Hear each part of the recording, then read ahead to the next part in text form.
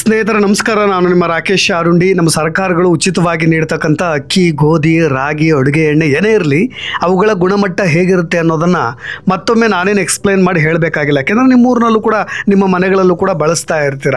ಇಲ್ಲೊಂದು ಊರಿನಲ್ಲಿ ಸರ್ಕಾರ ನೀಡ್ತಕ್ಕಂಥ ಗೋಧಿಯನ್ನು ತಿಂದು ಇಡೀ ಊರಿನ ತಲೆಯೇ ಬಾಂಡ್ಲೆ ಆಗಿಬಿಟ್ಟಿದೆ ಅನ್ನೋ ವಿಚಾರ ಇದೆಯಲ್ಲ, ಎಂಥವ್ರನ್ನೂ ಕೂಡ ಅಚ್ಚರಿಗೆ ದೂಡ್ಬಿಡುತ್ತೆ. ಇಷ್ಟೆಲ್ಲ ಅನಾಹುತಕ್ಕೆ ಕಾರಣ ನಮ್ಮ ಸರ್ಕಾರ ನೀಡ್ತಕ್ಕಂತಹ ಗೋಧಿ ಅನ್ನೋದು ಆ ಇಡೀ ಊರಿನ ಜನತೆ ಗೊತ್ತಾಗಿರೋದು. ಹಾಗಾಗಿ ಇಡೀ ಊರಿನ ಜನ ಸಿಡಿದೆದ್ದು ಬಿಟ್ಟಿದ್ದಾರೆ.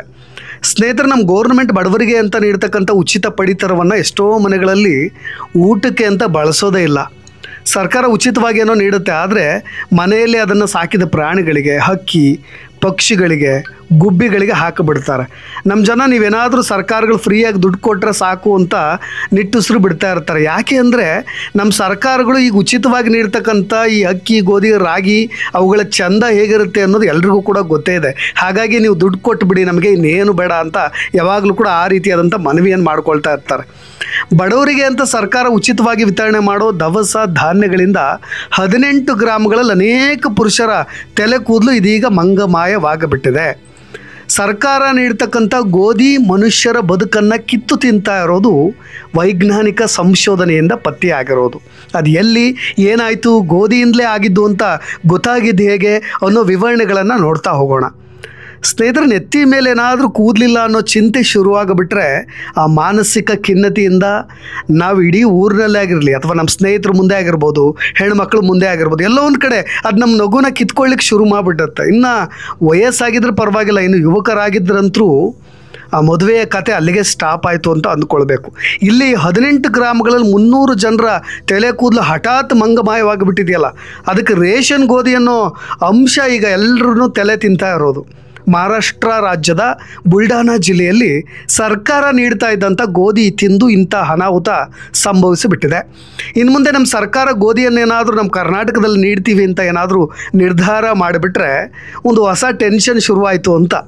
ಏಕೆಂದರೆ ಈ ಬುಲ್ಡಾನಾ ಜಿಲ್ಲೆ 18 ಗ್ರಾಮ್ಗಳಲ್ಲಿ ನಿಗೂಢ ಸಮಸ್ಯೆಯೊಂದು ಕೆಲವು ದಿನಗಳಿಂದ ಭಾರೀ ದೊಡ್ಡ ಚಿಂತೆಗೆ ಕಾರಣವಾಗಿಬಿಟ್ಟಿತ್ತು. ಯಾಕೆಂದರೆ ಸರಿಸುಮಾರು 300ಕ್ಕೂ ಅಧಿಕ ಮಂದಿಯ ತಲೆಯ ಮೇಲಿದ್ದಂಥ ಕೂದಲು ಹಠಾತ್ ಮಂಗಮಾಯವಾಗಿಬಿಡುತ್ತೆ. ಅಂದರೆ ಕೂದಲು ಉದುರ್ಲಿಕ್ಕೆ ಶುರುವಾಗುತ್ತೆ. ಅಂದರೆ ಕಳೆದ ಡಿಸೆಂಬರ್ ಜನವರಿಯಲ್ಲಿ ತಲೆ ಮೇಲಿದ್ದಂಥ ಕೂದಲುಗಳು ನಾಪತ್ತೆ ಆಗಲಿಕ್ಕೆ ಕಾರಣವಾಗಿದ್ದು ಇದು ಇಡೀ ಗ್ರಾಮವನ್ನೇ ಕಂಗಾಲು ಮಾಡಿಬಿಡ್ತು. ಮದುವೆಗೆ ಬಂದ ಯುವಕರಿಂದ ಹಿಡಿದು ಕೆಲವು ಮಕ್ಕಳಲ್ಲಿ, ಚಿಕ್ಕ ಚಿಕ್ಕ ಮಕ್ಕಳಲ್ಲಿ, ವಯಸ್ಸಾದವರಲ್ಲೂ ಕೂಡ ಈ ಥರದೊಂದು ಸಮಸ್ಯೆ ಕಾಡಲಿಕ್ಕೆ ಶುರುವಾಗಿದೆ. ಇದು ಅಲ್ಲಿನ ವೈದ್ಯರಿಗೂ ಕೂಡ ದೊಡ್ಡ ಸವಾಲಾಗಿ ಪರಿಣಮಿಸಿಬಿಟ್ಟಿದೆ.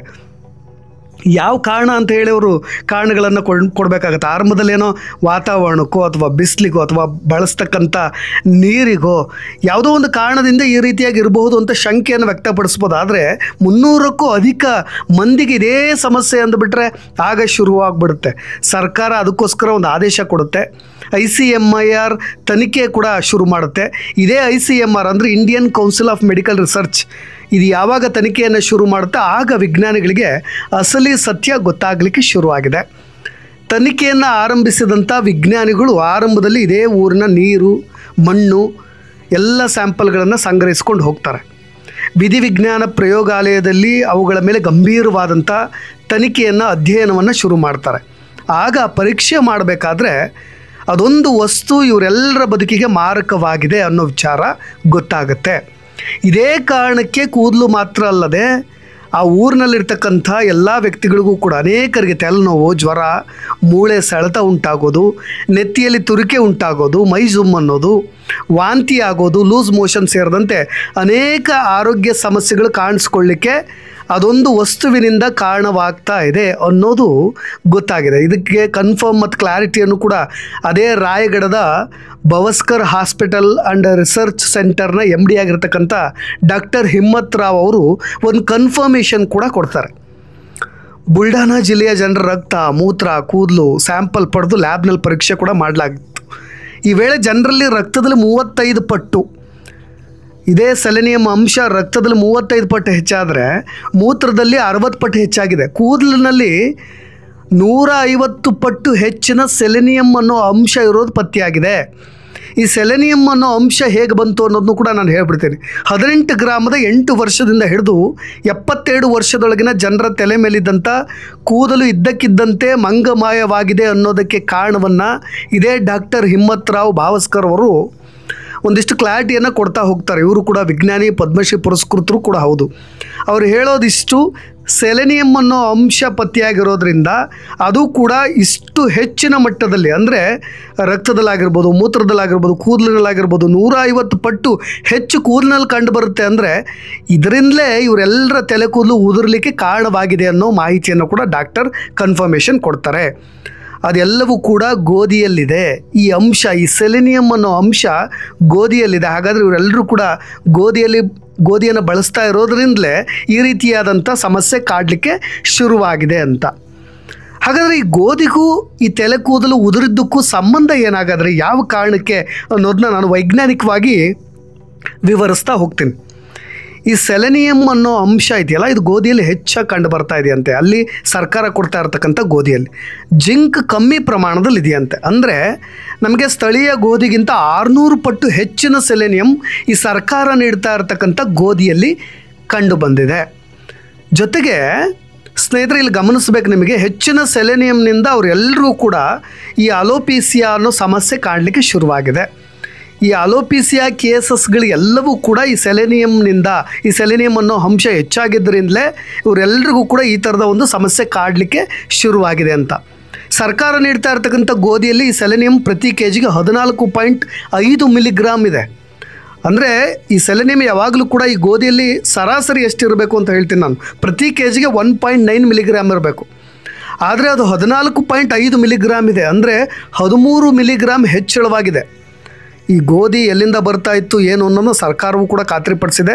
ಆ ಗೋಧಿ ಪಂಜಾಬ್ ರಾಜ್ಯದಿಂದ ಸರಬರಾಜು ಆಗ್ತಾ ಇತ್ತಂತೆ. ಇದರಿಂದಲೇ ಜನರಿಗೆ ಈ ತಲೆ ಕೂದಲು ಉದುರೋ ಸಮಸ್ಯೆ ಶುರುವಾಗಿದೆ ಅನ್ನೋದು ಕೂಡ ಕನ್ಫರ್ಮ್ ಆಗಿದೆ.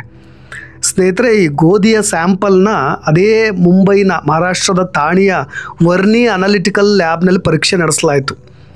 ತಲೆ ಕೂದಲು ಮಾಯವಾಗಲಿಕ್ಕೆ ಅಸಲಿ ಕಾರಣ ಏನು ಅನ್ನೋದು ಕೊನೆಗೂ ಕೂಡ ರಿವೀಲ್ ಆಯಿತು. ಆದರೆ ಅದು ICMRನಿಂದ ಅಧಿಕೃತವಾಗಿ ಅಫಿಷಿಯಲ್ ಆಗಿ ಹೊರ ಬರಬೇಕಷ್ಟೆ. ಏಕೆಂದರೆ ICMR ಕೂಡ ತನಿಖೆ ಶುರು ಮಾಡುತ್ತೆ. ಇನ್ನೊಂದು ಕಡೆ ಅದೇ ನಾನು ಹೇಳಿದ್ನಲ್ವ ಆಗಲೇ, ಡಾಕ್ಟರ್ ಹಿಮ್ಮತ್ ರಾವ್ ಅನ್ನೋರು ಅವರು ಇವೆಲ್ಲವನ್ನು ಕೂಡ ಈಗ ಖಚಿತಪಡಿಸಿರೋದು.